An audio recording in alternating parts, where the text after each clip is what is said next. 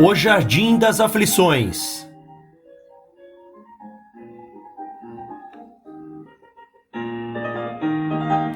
Olavo de Carvalho. Continuação do livro 1. Segundo parágrafo. As conferências no MASP.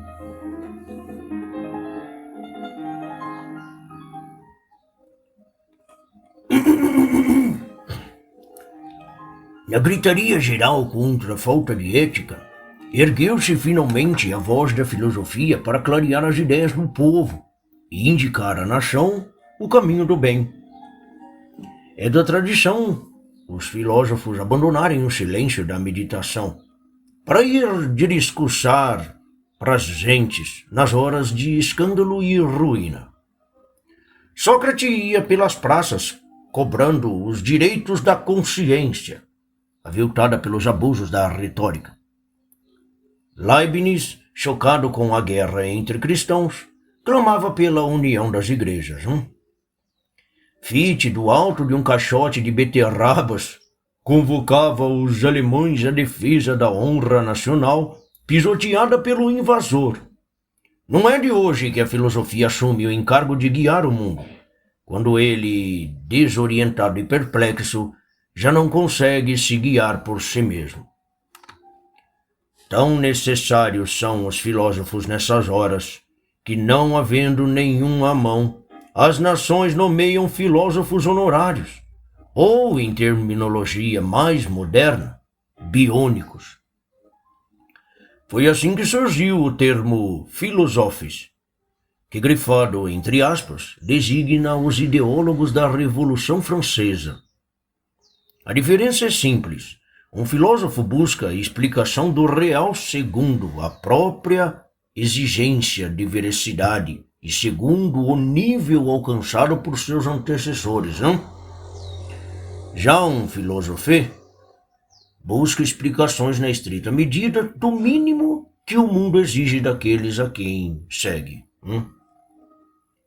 Discursando do alto de um caixote de beterrabas, ambos podem fazer igual efeito, pois a diferença está num plano acima do que o público enxerga. Para este, Voltaire é um filósofo tanto quanto Leibniz ou Aristóteles.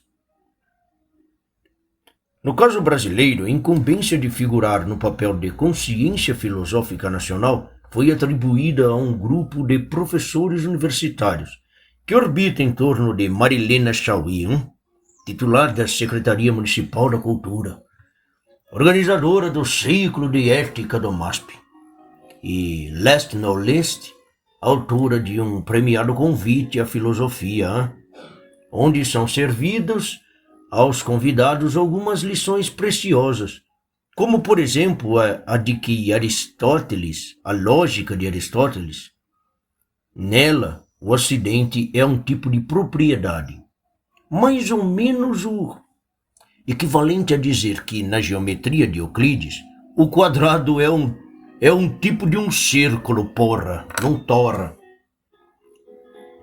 Vejamos o que a consciência filosófica nacional, assim representada, pôde fazer para reconduzir o bom caminho da ética uma nação perdida. Pois bem, o intuito declarado dos organizadores do curso era triplo: dar um esboço cronológico das principais doutrinas éticas, lançar luz sobre as questões da falta de ética no país e popularizar o debate a respeito, abrindo-o para o público, um público de 500 e tantos leigos, porra. A seleção dos temas e o conteúdo das conferências terminaram por desmentir os dois primeiros objetivos e anular o terceiro, cacete. Em todo debate científico-filosófico, a compreensão de uma nova tese depende do conhecimento do estado da questão. Status questionis, termo da retórica antiga, é o retrospecto das discussões até o presente, com a criteriosa discriminação dos tópicos abrangindo-os e, por abranger, das teses consensualmente admitidas e das que continuam em litígio. Quem fale aos leigos sobre o assunto da sua especialidade está implicitamente obrigado, pela ética da vida intelectual, quando tem, a oferecer-lhes como fundamento primeiro da argumentação um sumário do estado da questão no consenso dos estudiosos. Opiniões próprias, novas ou divergentes que o orador acaso tenha de apresentar só poderão ser compreendidas e discutidas com proveito se forem vistas no quadro deste consenso, porra. Mesmo que dele divirjam, e sobretudo quando divergem, hein?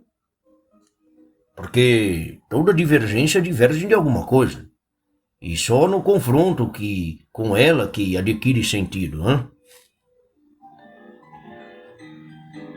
Veja bem, Benedetto Croce dizia que só se compreende um filósofo quando se sabe contra quem ele se levantou polemicamente.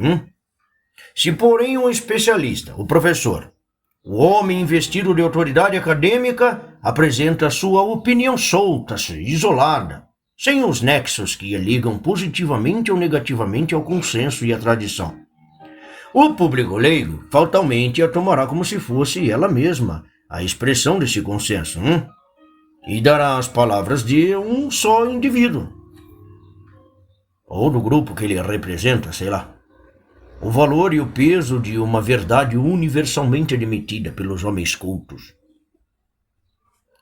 É também um preceito alimentar do método científico não apresentar uma teoria nova sem provar primeiro que as anteriores não bastam para explicar o fenômeno de que se trata, porra! É um meio de evitar a proliferação das teorias inúteis, cacete! Desse preceito, que é válido também em filosofia, decorre uma norma prática. As novas teorias é que devem apresentar suas razões contra as velhas, e não estas contra aquelas, certo? Como num duelo, cabe ao desafiado a primazia na escolha das armas. Dessa forma, por sua vez, flui a obrigação de ética pedagógica.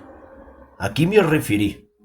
Toda teoria nova, quando apresentada em um público leigo, deve ser mostrada como tal, recortada e contrastada sobre o pano de fundo do consenso que ela afirma ou desmente. Nunca deve ser exibida sozinha, ocupando todo o espaço e fazendo às vezes no consenso. Quem assim a emprega está se aproveitando da ignorância alheia, para fazer-se de autoridade. Não deveria ser preciso fazer tais recomendações a pessoas tão cheias de consciência e ética, em que, não conseguindo mais contê-la dentro de si, sentiram o urgente impulso de derramá-la sobre a nação, ou pelo menos sobre 500 cabeças. Mas a versão que o ciclo apresentou da história das ideias éticas é bem diferente daquela que o público teria acesso, caso se dirigisse a qualquer das alternativas, qualquer das histórias da filosofia que circulam em formato de livro. É uma versão peculiar, alternativa, digamos, que tem todo o direito de ser defendida contra o consenso, mas não tem o direito de posar em lugar dele perante um público que o desconhece, não? Por exemplo, o capítulo referente à filosofia grega resume-se a 2 conferências. A de José Américo Mota Peçanha sobre Epicuro, que em detalhe comento mais adiante, e a convidada francesa Nicole Lorat, aliás, excelente, sobre os sentimentos éticos na tragédia grega. Epicuro, no consenso quase universal, não é propriamente um filósofo menor, mas alguma coisa menor do que um filósofo. Veremos adiante. A tragédia grega, como obra de arte, carregada demais de obscuros simbolismos arcaicos, admite muitas outras interpretações éticas, que não somente aquelas destacadas por Nicole Lorat. Seria, eu creio, a última a negá-lo. No fim das contas, o pensamento ético grego ficou ali, reduzido ao filete escasso e marginal do epicurismo, há um vago e misterioso sentimento coletivo, escoado entre os versos de Sófocles, Ésquilo e Eurípides. Nenhuma palavra sobre Platão, porra, nenhuma palavra sobre Aristóteles ou o estoicismo. Sobre os 3 sistemas completos que constituíram o essencial da herança moral grega às civilizações europeia e islâmica. Ninguém nega aos organizadores do ciclo o direito de reinterpretarem a história quanto queira, nem mesmo de desfigurá-la em nome de uma teoria qualquer, alterando a hierarquia dos fatos e as proporções dos valores, removendo para um canto os nexos, principalmente articuladores do conjunto, e puxando para o centro um detalhe qualquer de sua preferência, por insignificante e banal que seja. Apenas se pede, porra, a quem assim procede a fineza de declarar de antemão seu propósito de apresentar uma versão nova e heterodoxa da história, e não a história em sentido corrente. Uma história da ética grega que eleve o Epicuro ao primeiro plano em lugar de Platão e Aristóteles não tem como evitar, no mínimo, o rótulo de extravagante. Mas cometer extravagâncias com ar de inocente de quem procede segundo a praxe mais rotineira é aquilo que na ética popular recebe o nome de cara de pau. É cara de pau, porra! E nada mais confortável para um cara de pau do que poder contar com a sonsa aprovação de uma plateia novata, incapaz de atinar com a extravagância do seu procedimento. Aí, ao abrigo de todo olhar de censura, ele se espalha. Deita e rola, porra. Rolando e rolando. O cabotinismo elevado a princípio historiográfico foi cair num descalabro ainda pior ao tratar da filosofia medieval. E espremeu-a toda, com seus quase 1000 anos de história, numa só conferência, e mesmo aí só a abordou com seletividade feroz, por um único e privilegiado aspecto, tomado assim pela massa crédula dos ouvintes, como a quintessência do assunto. O que foi isso de tão especial?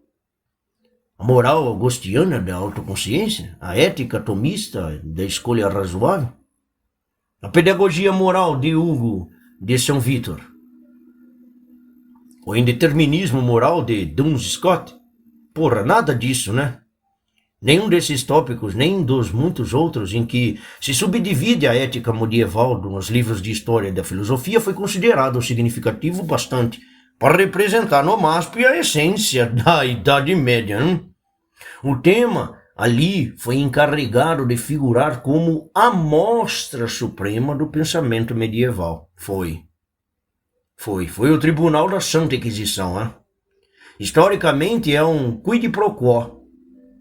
Instaurada oficialmente em 1229, essa instituição, como frisou Alexandre Herculano, nasceu débil e desenvolveu-se gradual e lentamente. Nota de rodapé.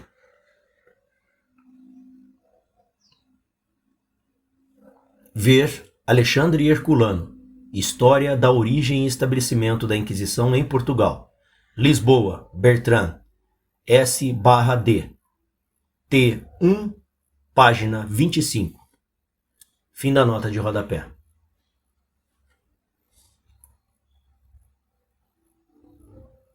Seu período de atuação mais intensa que a revestiu da imagem sangrenta que tem hoje para nós, até hoje, só começa a partir de 1400, em pleno Renascimento.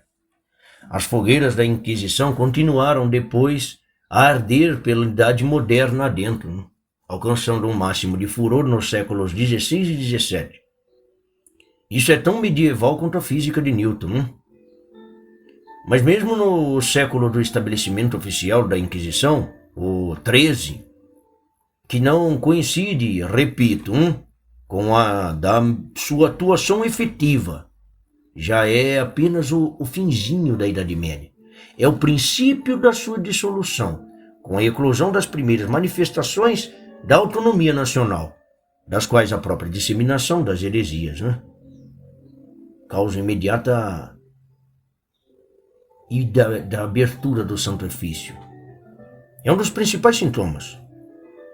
Em terceiro lugar, o período da atividade inquisitorial mais significativa já é posterior de 2 séculos, ao fim do ciclo da produção e publicação das principais obras medievais, que vai de Proslogion de Saint Anselmo, em 1070, até a Reportata Parisiensia de Duns Scott, em 1300, passando pelos livros de Pedro Lombardo, Pedro Abelardo, Alexandre Hawkes, Guilherme de Conches, Hugo, e Ricardo de São Vítor, Santo Alberto Magno, São Tomás de Aquino e até São Boaventura. Para completar, nenhum desses filósofos exerceu qualquer cargo no Santo Ofício, nem teve com esta entidade contatos, senão episódicos, que não marcaram significativamente o conteúdo de suas obras. Nota de rodapé. O número de balelas que circulam a respeito da Inquisição é assombroso. Elas constituem um capítulo importante do fabulário popular, do senso comum, diria Gramsci, que sustenta a crença na superioridade do mundo moderno e de seus intelectuais. Eis algumas. 1. A Inquisição atrasou o desenvolvimento científico, proibindo a circulação dos livros que traziam novas descobertas. Basta examinar o Index Librorum Prohibitorum para verificar que nele não consta nenhuma das obras de Copérnico, Kepler, Newton, Descartes, Galileu, Bacon, Harvey e tutti quanti. A Inquisição examinava apenas os livros de interesse teológico direto, que nada poderiam acrescentar ao desenvolvimento da ciência moderna. Em caso de dúvida, leia-se A Inquisição, por G. Testas e J. Testas. Ver bibliografia no fim deste volume. 2. Giordano Bruno foi um mártir da ciência, condenado pela Inquisição por defender teorias científicas. Giordano Bruno não fez nenhuma descoberta, nenhuma observação, nenhum experimento científico. Nem sequer estudou as ciências modernas, física, astronomia, biologia ou matemática. As disciplinas que lecionavam eram tipicamente medievais, lógica, gramática e retórica, o trivium. Ele desprezava a nova mentalidade matemática e todos os cientistas matematizantes, de Galileu a Descartes, mostraram a maior indiferença pela sua obra, cujo maior mérito é justamente o de ter antecipado muito do que hoje podemos dizer contra a ciência moderna. Ver Paul Henri Mitchell, La Cosmologie de Giordano Bruno, Paris, Hermann, 1975. Ele não foi condenado por defender teorias científicas, mas por práticas de feitiçaria, que na época era crime.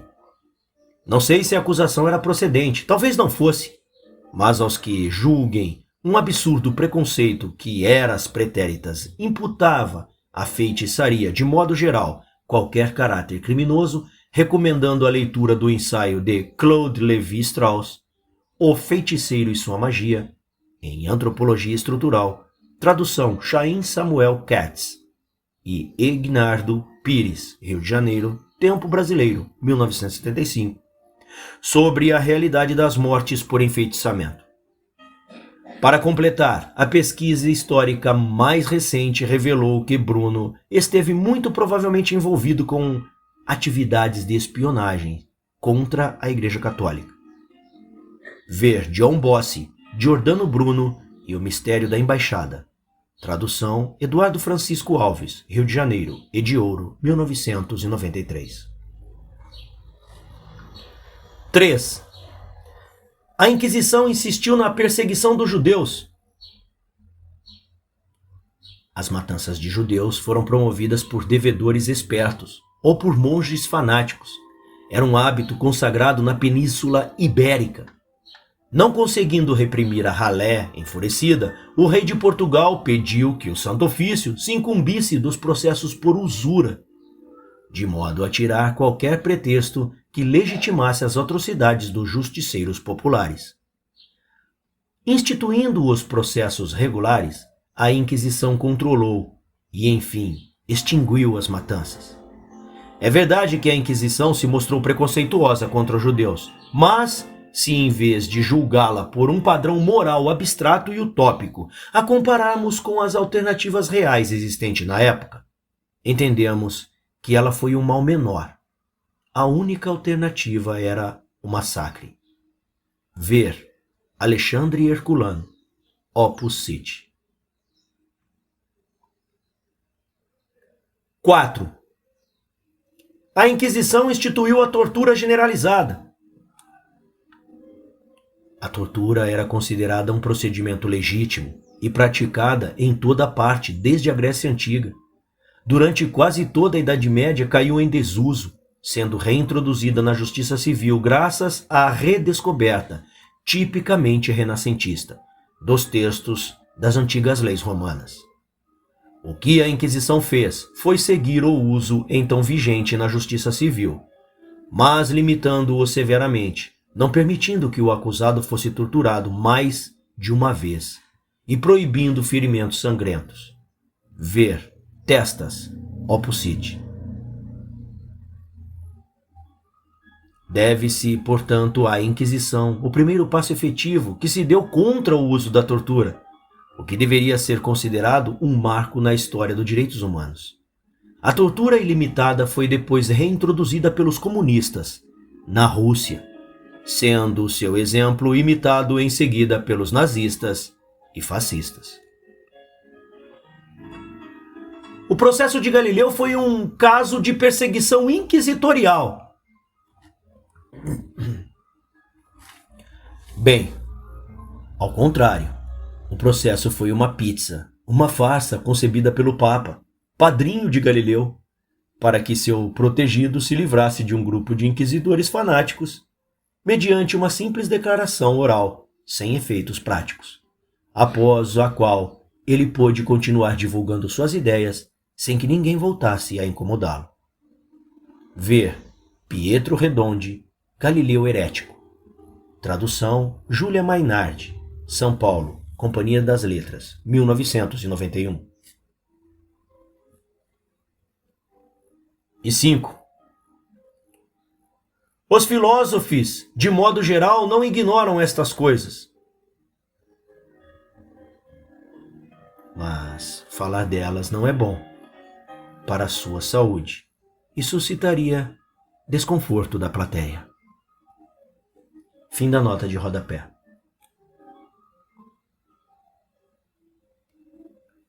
Associar assim Idade Média com a Inquisição é, sobretudo, filosofia medieval com a Inquisição. É um descalabro cronologicamente equivalente ao dizer que Fernando Henrique Cardoso foi ministro da Fazenda de D. João VI. Porra! Os filósofos do MASP conhecem tão bem ou melhor do que eu todas essas datas, e não podem tê-las trocado por engano. Eles sabem perfeitamente bem que a Idade Média é um bode expiatório das culpas dos períodos históricos posteriores, que a sua fama inquisitorial obedece à definição stendhaliana da fama, conjunto dos equívocos que a posteridade tece em torno de um nome. Mas também sabem que essa fama está profundamente arraigada na crendice popular, onde plantou uma sucessão de obras de ficção de grande sucesso, O Poço e o Pêndulo, de Edgar Allan Poe, até O Nome da Rosa, de Umberto Eco. Nota de rodapé. Na verdade, a lenda surgiu um pouco antes. A Idade Média foi denegrida no início da Renascença, por vícios que realmente pertenciam aos seus detratores. A história oferece muitos exemplos de censura transferida. Essa impressão sobre a Idade Média é parcialmente um produto dos romances góticos do século XVIII, com seus quadros sombrios de câmaras de tortura, teias de aranha, mistérios e desvario. Lewis Mumford, A Cultura das Cidades. Tradução, Neil R. da Silva. Belo Horizonte, Itatiaia, 1961, páginas 23.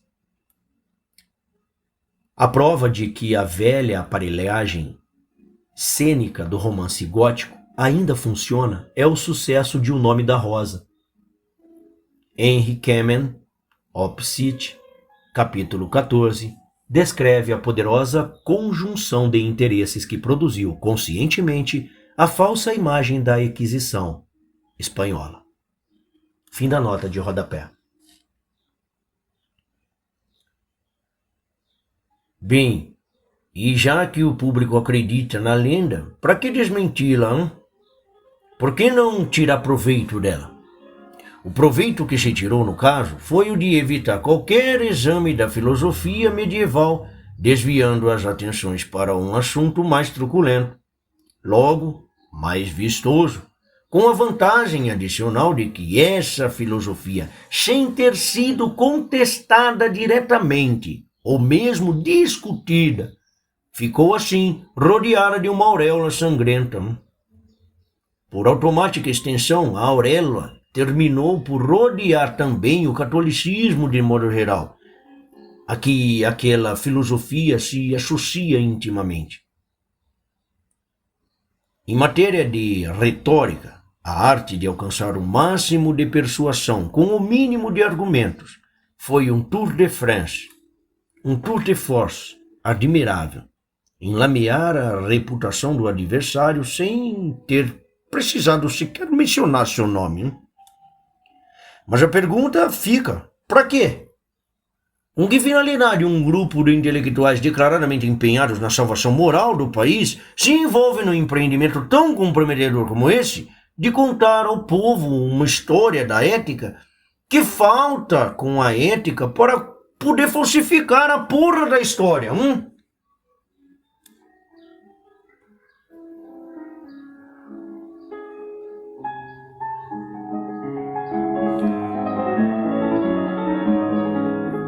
Parágrafo 3º. Peçanha e o pensamento ocidental.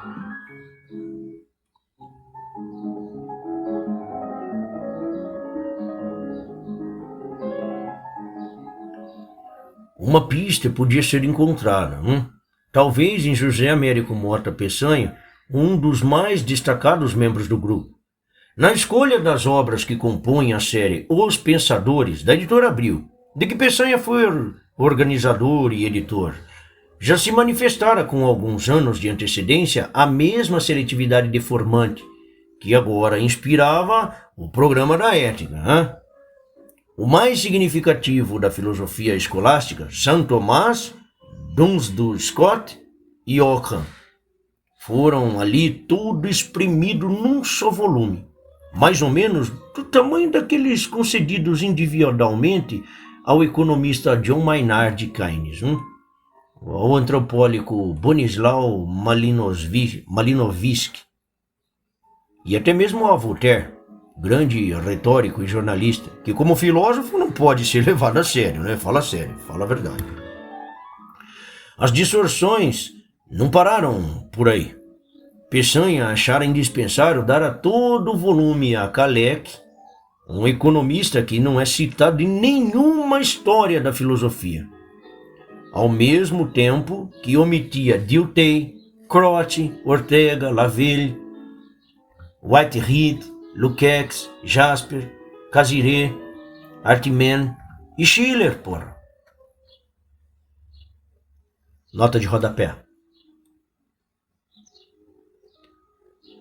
Por que essa honra concedida a um único economista de figurar entre os filósofos, se ele jamais publicou um único trabalho de alcance filosófico? E se entre seus colegas de ofício houve muitos que foram filósofos de pleno direito, como Friedrich Hayek e Ludwig von Mises? A resposta só pode ser uma. Do ponto de vista uspiano, um economista marxista é mais filósofo que qualquer outro filósofo liberal.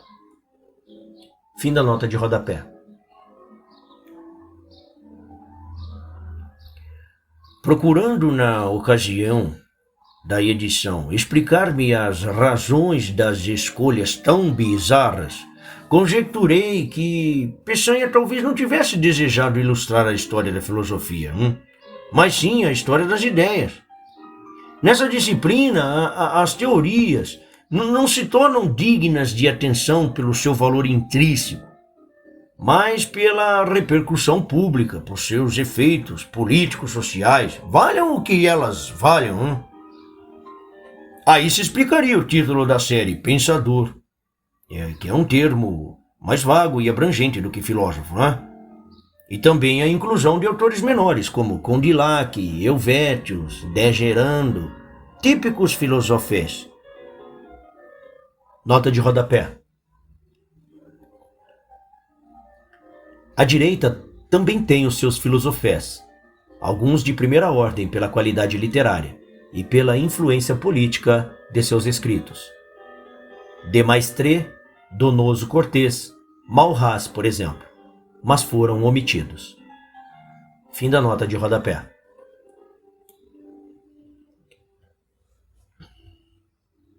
Mas logo tive de abandonar essa hipótese, visto que a coleção incluía obras que só exerceram influências em círculos bem delimitados, como por exemplo os de Wittgenstein e Adorno.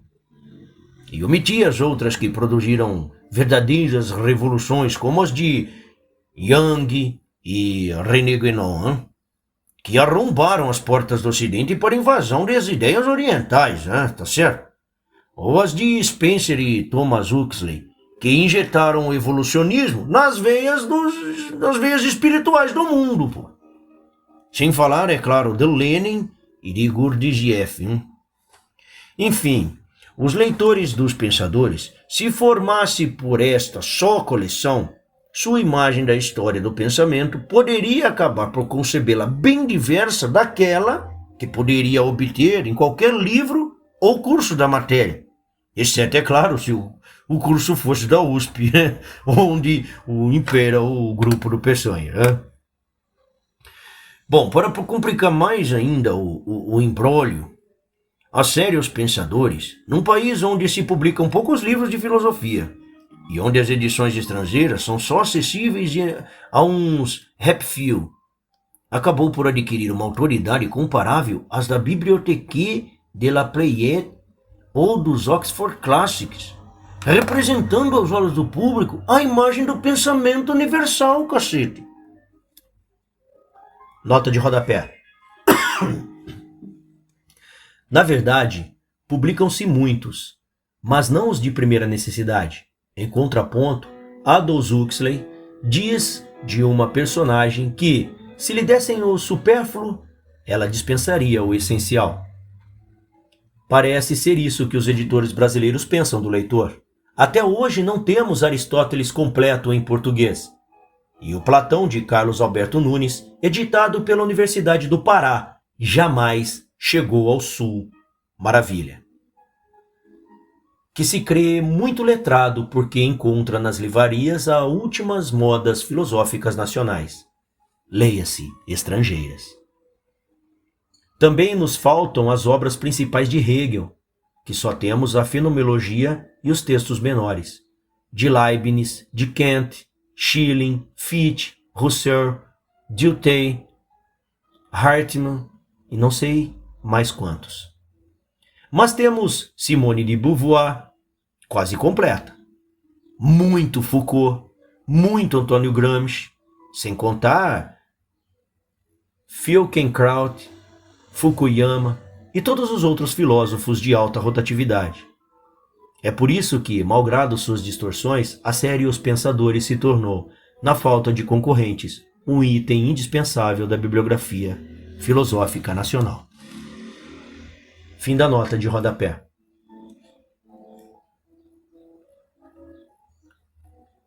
Enfim, gente, o programa da ética não fizera senão prosseguir, em outra escala, a obra de deformação que Peçanha já havia iniciado por conta própria. Mas ainda sobrava a pergunta: qual o sentido do empreendimento? Foi só quando ouvi a conferência de Peçanha que eu pude compreender retrospectivamente o princípio a que obedecera a seleção dos livros.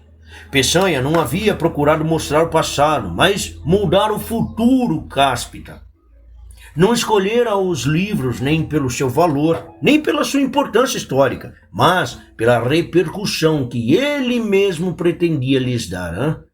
Ele não quisera refletir a história das ideias na imagem dos textos, mas produzi-la no campo dos fatos. A escolha não refletia um critério teórico, mas a decisão de uma praxis. Não se tratava de história, mas sim de estratégia de mercadologia.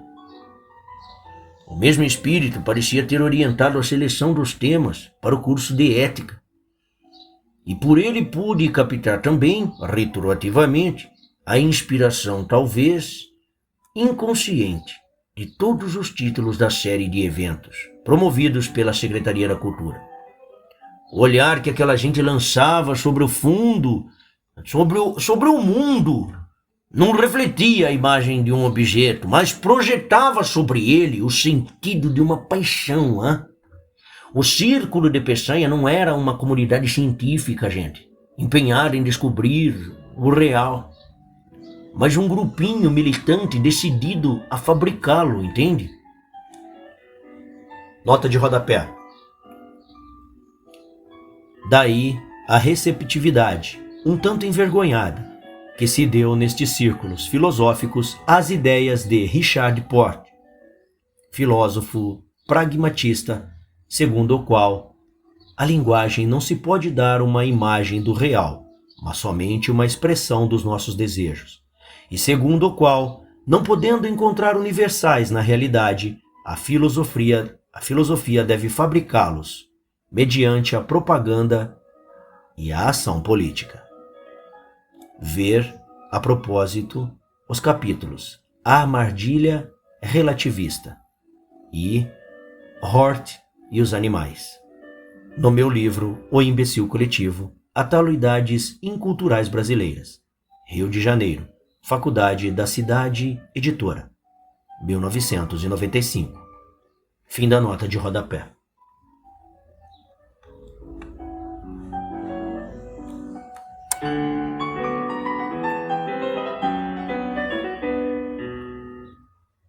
Nessa operação, Peçanha desempenhava uma função estratégica, não só como editor dos pensadores, mas também por ser, na teoria e na prática, um grande conhecedor da retórica, discípulo que era de Chaim Perelman, o grande renovador dos estudos retóricos do século XX, cujos trabalhos ele foi, salvo por engano, o primeiro a divulgar no Brasil.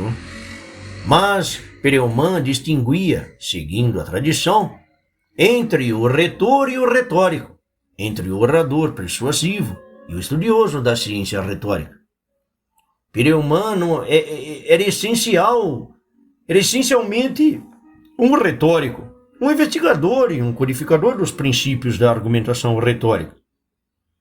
Já Peçanha, por seu lado, qualificou-se sobretudo como retor, como um mestre da persuasão, como um orador, um homem de marketing, porra. E não lhe faltaram ocasiões para manifestar o seu talento, que antes de empregar na persuasão política, ele testara uma série de 3 eventos: o olhar, os sentidos da paixão e ética, sem contar a militância pedagógica nas cátedras da USP.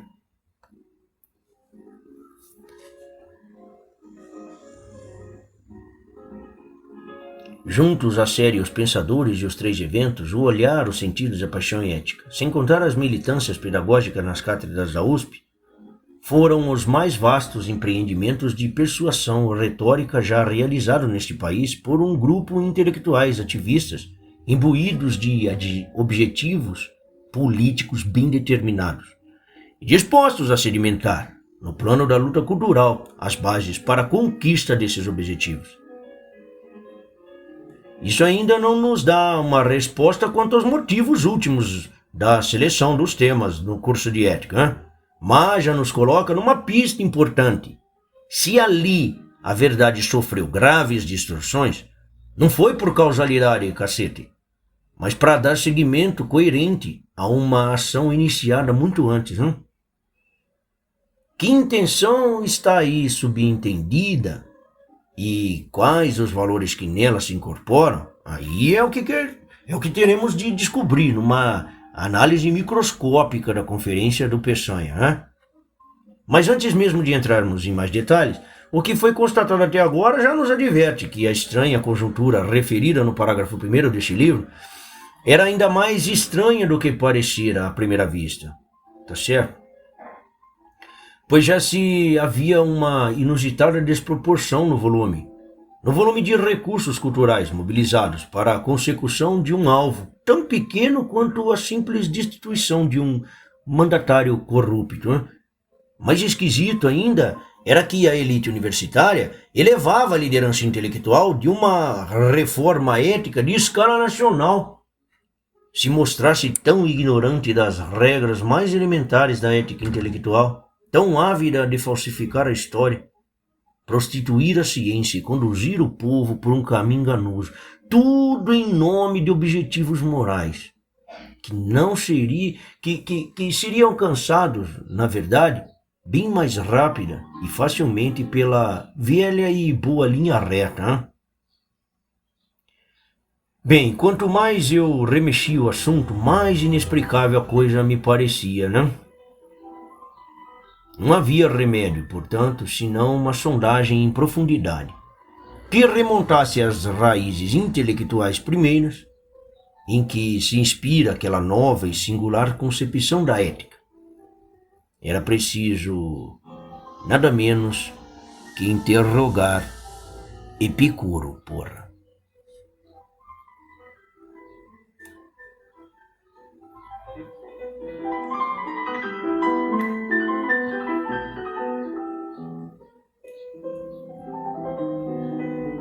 Até o próximo capítulo. Obrigado por ouvir.